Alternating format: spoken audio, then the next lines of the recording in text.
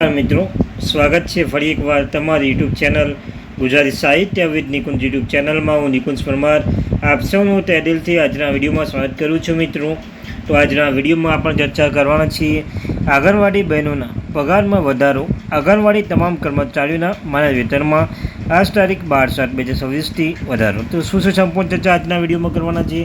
આંગણવાડી કાર્યકર તેડાગર બહેનો માટે આંગણવાડી બાબતે એક અગત્યની માહિતી આવી છે.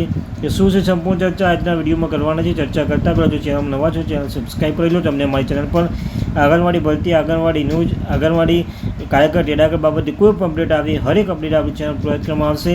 તો વધારે સમય ન બગાડતા આજના વિડીયોની શરૂઆત કરી દઈએ છીએ. મિત્રો, તો વાત કરીશું આંગણવાડી કાર્યકર તેડાગર બહેનોના માન વેતનમાં સરકારે સમાનતાએ વધારો કર્યો છે. તમે જાણો છો મિત્રો, દાખલા તરીકે ગુજરાત રાજ્ય સરકારે એટલે કે મુખ્યમંત્રી ભૂપેન્દ્ર પટેલ સરકાર દ્વારા અગાઉ કાર્યકરના માનદ વેતનમાં રૂપિયા 2,200 એટલે 2200 અને તેડાગર બહેનોને રૂપિયા 1,550 એટલે 1,550 સુધી વધારો કર્યો હતો.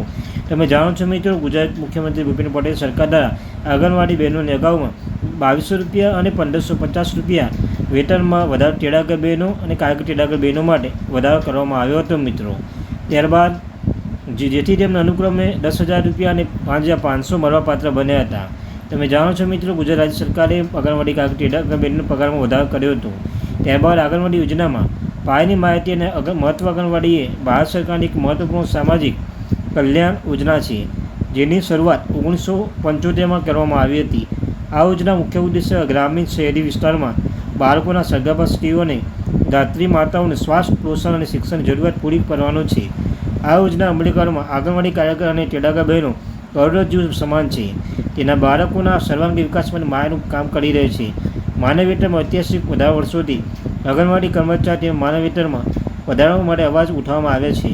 સરકાર દ્વારા સમાનતા તેમની કામગીરી ધ્યાન રાખીને વેતન વધારો કરવામાં આવ્યું છે. મિત્રો, ત્યારબાદ ગુજરાત સરકાર દ્વારા અગાઉ લેવાયેલા એક મહત્વપૂર્ણ નિર્ણય મુજબ આંગણવાડી કાર્યકર તેમને અગાઉના મળતા 8,800ના વેતનમાં 2,200 રૂપિયા વધારો કરીને 10,000 કરવામાં આવ્યું છે. આંગણવાડી તેડાગરની તેના માનવ વેતનમાં 1,550નો વધારો કરીને 5,500 કરવામાં આવ્યું છે.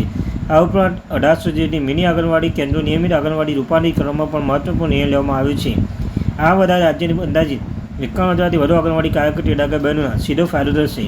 તમે જાણો છો મિત્રો, ગુજરાત સરકારે આંગણવાડી બહેનોના પગારમાં પહેલાં 2,200 વધારીને 10,000 કરવામાં આવ્યો હતો અને આંગણવાડી તેડાગર બહેનો માટે 1,500 રૂપિયા વધારીને 1,550 વધારીને 5,500 કરવામાં આવ્યું હતું. અને કેટલીક મિની આંગણવાડી છે તેમને પણ આંગણવાડીમાં રૂપાંતરિત કરવામાં આવી હતી.